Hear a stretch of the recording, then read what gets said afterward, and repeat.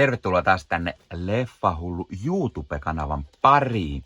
Tällä kertaa taas pikkusen ostoksia, mitä tuli osteltua, kun kävin meidän paikallisessa Prismassa, eli Raision myllyn Prismassa, ja siellä oli kaikki elokuvat 5 € kappale, niin siinä tuli sopivasti 5 leffaa osteltua. Eli pahoin pelkään, että olisiko meillä sitten loppumassa kokonaan Prismassa sitten leffojen myynti myös tuolla Raision myllyssä.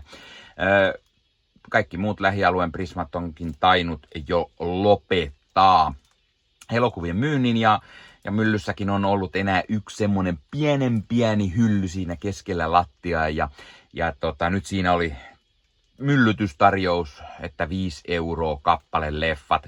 Luulenpa, että ne siis poistuu. Hylly oli jo lähes tyhjä, mutta siitä huolimatta sieltä löytyi 5 kappaletta leffoja, mitä ostin, ja 5 kappale.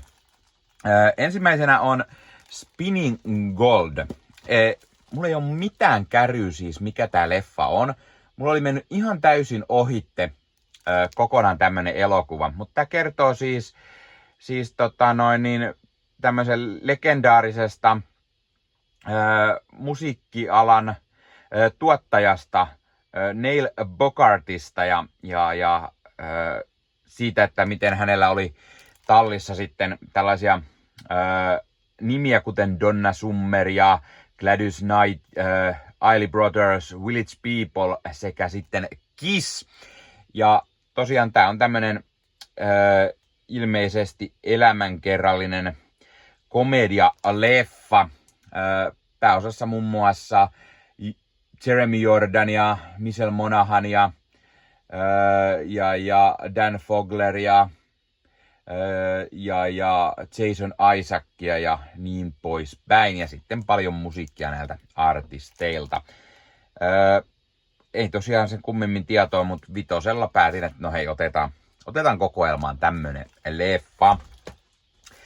Sitten oli Fernando León de Aranoan elokuva pääosissa Javier Bardem, Hyvä pomo. Tää tuli muutama vuosi takapakkiin ja silloin mua ihan vaikutti siltä, että tää vaikuttaa vähän kiinnostavalta. Tää on voittanut esimerkiksi 6 Goya-palkintoa, muun muassa paras elokuva, ja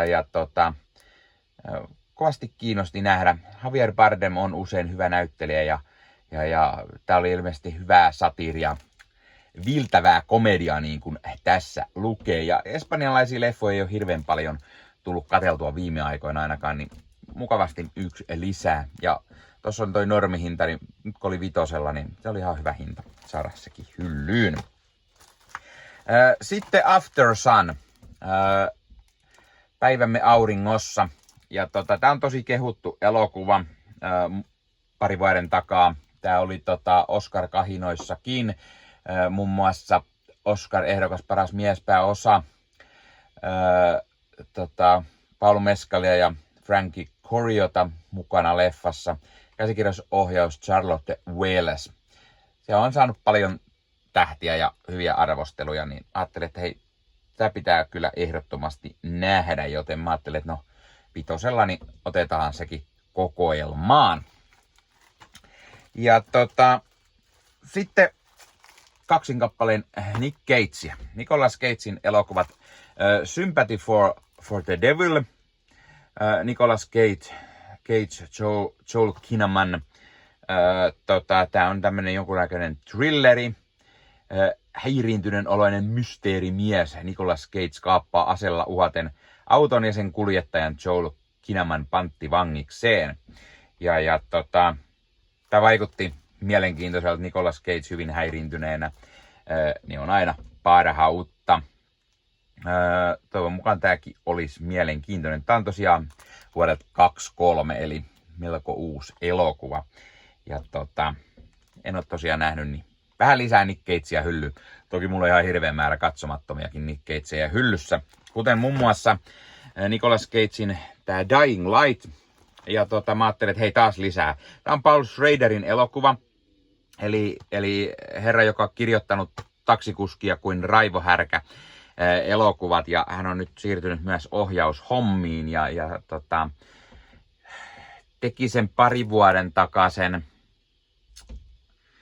elokuvan, minkä nimeä en just nyt muista, mutta on tehnyt siis useampaakin elokuvaa. Tämä on vuodelta 2014 ja mä ajattelin, että on hyvä saada tääkin hyllyyn, kunnes mä rupesin miettimään tätä elokuvan nimeä Dying of the Light. Ja mä muistin, että mulla on tää hyllys jo aikaisemmin. Eli tulipa hienosti napattua yksi leffa lisää kokoelma, mikä mulla oli jo ennestään. Ja sekin mulla on Blu-rayna, joten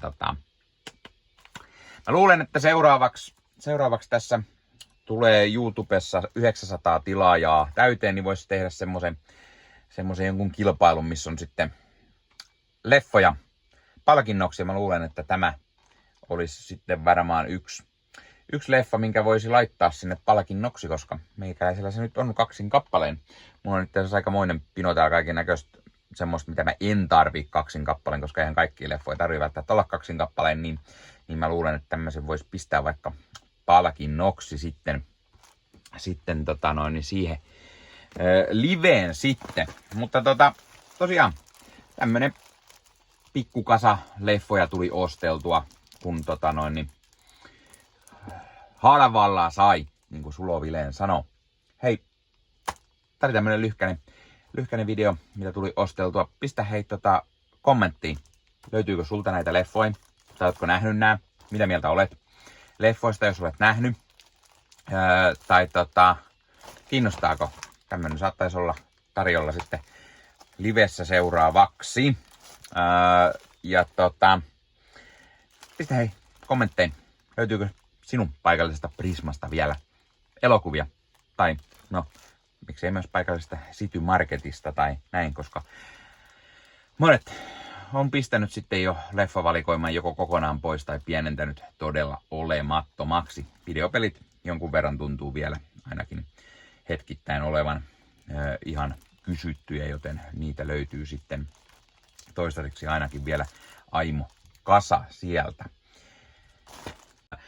Ja hei, jos katsot YouTuben puolelta, niin pistä peukkuun, jos pistä kanavatilauksen muistoskellosta päälle. Näitä aina, koska tulee uusia videoita ja sen lisäksi ottaa kanava kasvamaan. Eli kiitos kaikille, jotka olette kanavan tilanneet. YouTuben puolella siellä on jäsenyydet, superominaisuudet päälle. Sieltä voi jäsenet tulla kanavan jäseniksi ja sieltä saa erikoismainintaa esimerkiksi tohon nimen, kun on kanavan jäsen ja sit saa erinäköisiä hyviä asioita. Näkee ennakkoonkin.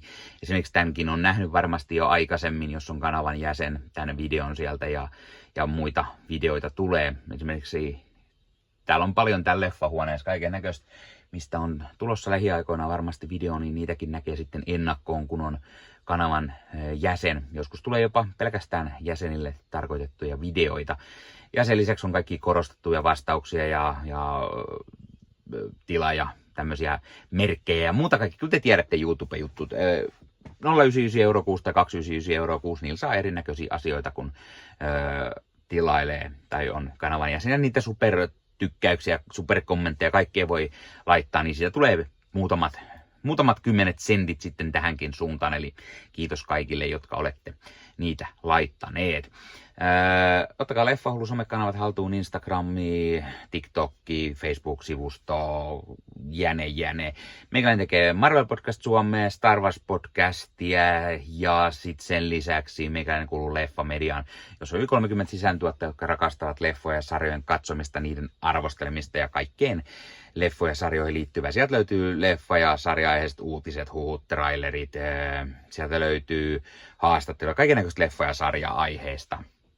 Ja jos taas haluat ostaa fyysisiä leffoja, niin suomikassu.fi verkkokaupasta voi käydä ostamassa itselleen 4K DVDtä, Blu-raytä. Siellä kun käyttää koodia Leffahullu, saa 5 € alennusta, kun ostaa yli 60 €. Mikä se mukavampaa? Pikkualennus, ostaa leffat ja sarjaiset fyysinä hyllyyn, koska koskaan ei voi tietää, koska kun suoratoistopalvelu lähtee muokkaamaan leffoja, poistamaan niitä valikoimastaan.